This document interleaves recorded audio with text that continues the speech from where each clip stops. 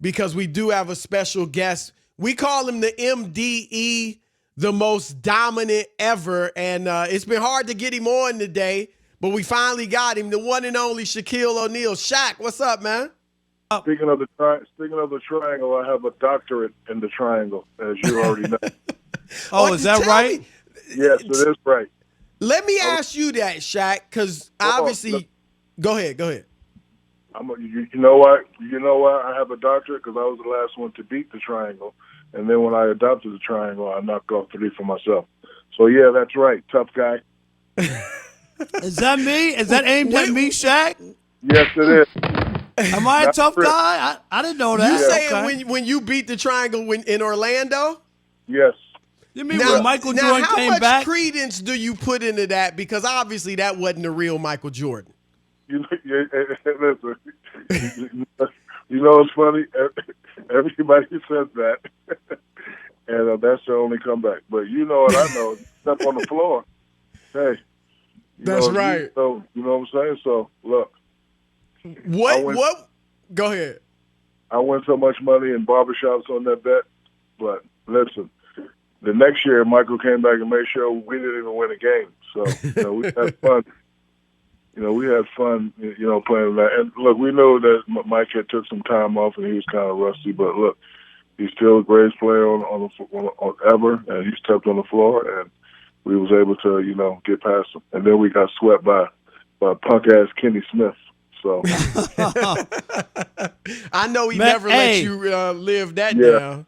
Hey, if Nick Anderson knocked down a couple free throws, that might have been different. I'm serious. I know, right? If you would have won that first game, that would have changed a lot. And Nick Anderson was never the same. Yeah, I know. Real talk, Shaq. I remember watching that game and thinking y'all led most of the way, and I remember thinking y'all would have won that game. And maybe the series, probably the series, if he had hit those free throws. Did you feel the same way? I mean, I don't want to blame it on that. Put it all on it, right?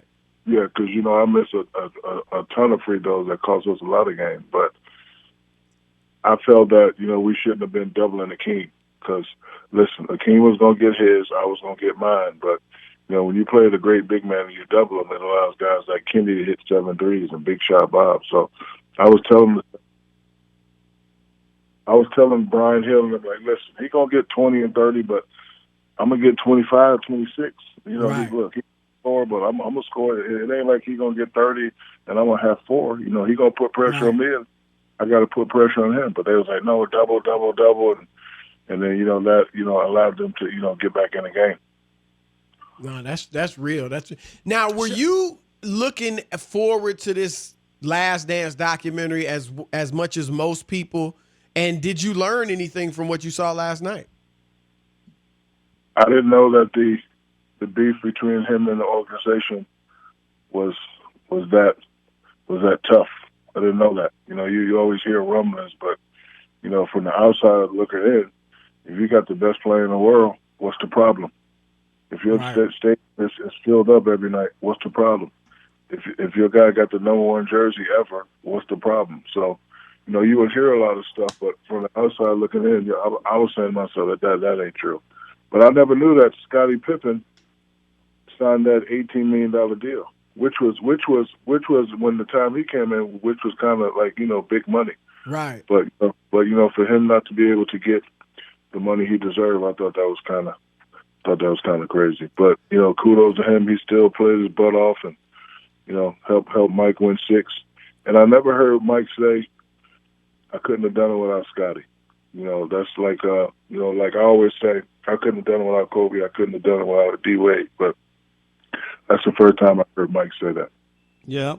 How about the idea, and you've had, situations in the league, but with a general manager with such an ego, and, I mean, were you taken aback at, and you got to give Jerry Krause. He made some great trades. He found Scottie Pippen, and he also got Bill Cartwright from the Knicks for Charles Oakley. He did his part, but the ego on him to tell a coach, you could go 82-0, win the championship, and you're not coming back next year no matter what. What did you make of that? I mean, that's just look, that's just how the business is. I play for 5 different teams. I got a lot of stories that'll probably never be told unless I do a Shaq documentary. But listen, at the end of the day, it's just business. But it makes you ask the question: if you got the best team in the world, what's the deal? Why have an ego? I mean, if I was general manager, I would do what Bob is doing down there at Golden State with Steve Kerr. Whatever you want, Steve. That's why they're winning. Everybody's happy. I don't understand it, but ego can crumble a kingdom. We've seen that throughout history. And the good thing about this story that we're watching now. I've always said that you don't have to be on a bed of roses to win a championship. Like you guys jumped on me all year. Oh, you need to do this, you need to do that. Doesn't matter. The only thing that matters is if you play hard, you respect each other, and you do what you got to do to win. Like I never knew it was that much turmoil. Like I'm actually sitting there watching like I wasn't in the league at the time, like I wasn't part of it at the time.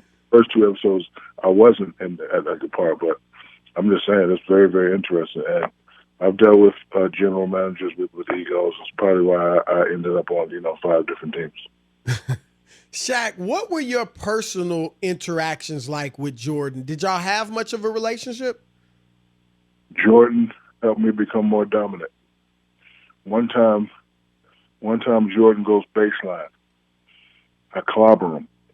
See, we're in the same fraternity, Omega Psi Phi. Right. We always see each other. We always greet each other. But I cannot have Michael Jordan go baseline on me and throw it down. I can't walk in a barbershop. I can't talk to none of my relatives. I can't stop the NBA from putting it on the poster. So you already know me. I had to touch him up. So I touched him up, and he stayed on the ground. I wanted to help him up. And as I helped him up, he said, "Dog, don't ever help nobody up. Great foul."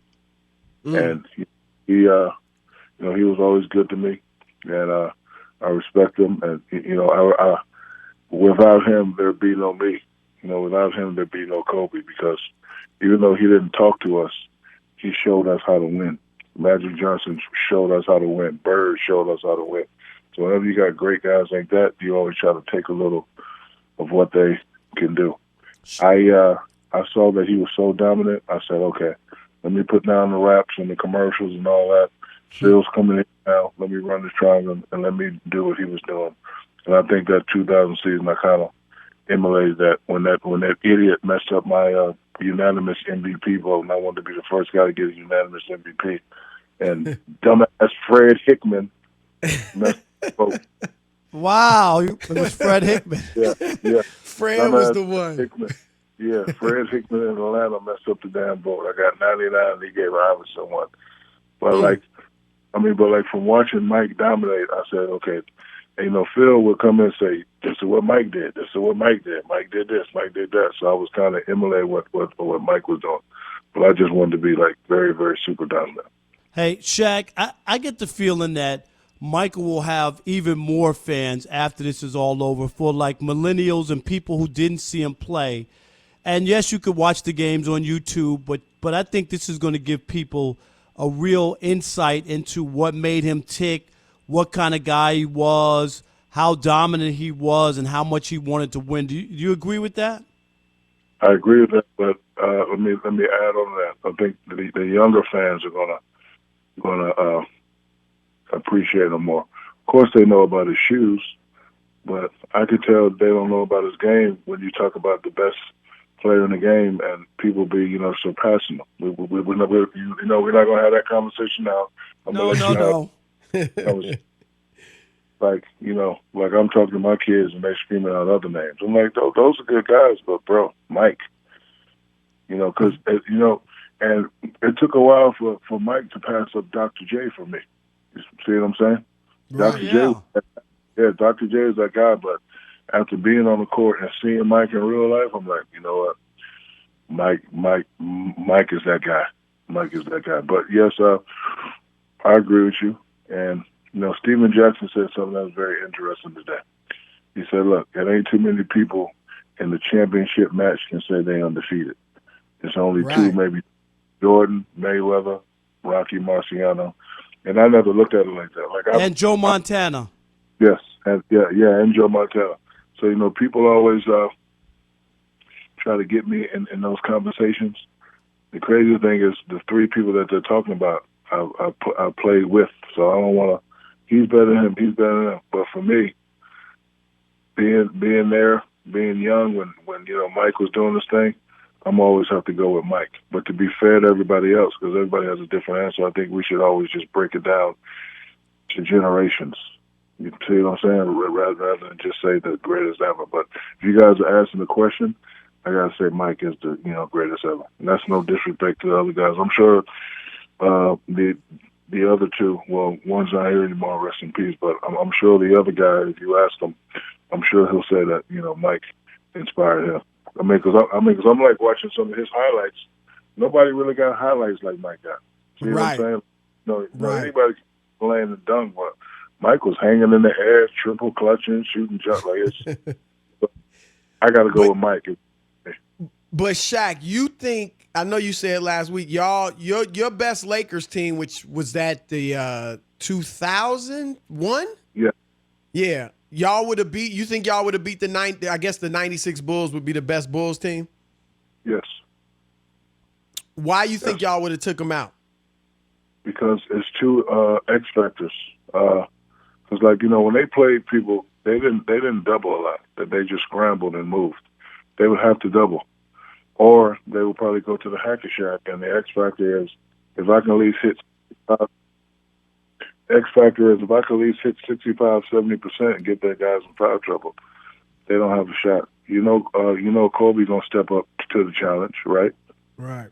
And who else I got? Rick Fox and them and B. Shaw. They're gonna take turns on Scotty. But I'm wearing Bill Winnington and Cartwright. I'm wearing that ass all the time. They all would have had 6 fouls. That's true. They would've.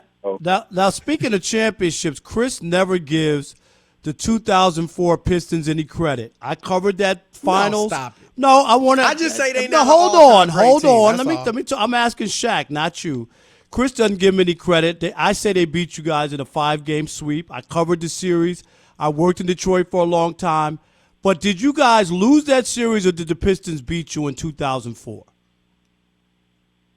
I think we lost that series. What? Thank you, Shaq, for Shaq, being honest. what are you talking Thank about? you for being honest. How dare you say that? We were not. Listen. They were together. They had all cylinders clicking. We were not together. You put two great teams that's together, and I'm on one of those teams, I'm gonna win all the time. You know that. We were not together. You already know what was going on. Yep. Same thing that's going on in this documentary now. Same thing was going on with me. It was told to me that if we don't win the series, I'm out of there. It was told to you before the series started? Yes, from somebody. Yes, from somebody upstairs in the office. Hey, if you don't win this series, they're looking to make changes. So I knew once we didn't know it was, it was time for me to do something else. Wow. No, that's shocking, but it still didn't stop the Pistons from making shots, playing defense. He wrote in Detroit. No, I'm just telling you. He's a homer. That ain't no homer. That was one of the all-time great teams put together with no stars, Shaq. Well, first of all, Chauncey Billups and Rasheed Wallace, they are stars. Cut it out. But they aren't on the Shaq and Kobe and Karl Malone, Gary Payton level, are they? They are now. After they beat us, yeah. And you got Big Ben Wallace holding it down. I'm not saying they were scrubs, but they weren't as talented as you guys were. You're probably correct with that, but they had more cohesiveness than we did at the time. And then you had Carl in and out. Rasheed was having his way with Slava Medvedinko, and we were doing stuff we never had to do, like double and all that crazy stuff. And Shaq, my last question is, and you mentioned Ben Wallace, a guy that was kind of similar to him, Dennis Rodman. What was it like? I got to imagine it was just aggravating probably playing against him. It was aggravating because they let him get away with a lot. So, of course, he was undersized. He was pretty strong, but like when he used all his strength, like for a guy like me, he used all his strength, right? And he would move me a little bit. I don't want to move, so I would just turn mine up 15%, he'd go flopping all over the place, crazy, fans go crazy.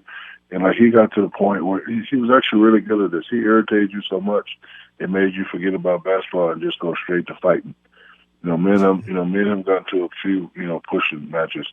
But what I learned about him, especially when he came to play for LA Lakers, nobody works harder than him. This guy used to come in late for the pregame meeting, get you 20 rebounds, didn't take a shower, go to the club and party and have fun all night, and then come back into practice in the game and just do it all over next day. I never seen something like it. That's the great Shaquille O'Neal, man. Shaq, we appreciate you. Yes, definitely, man. We appreciate the time.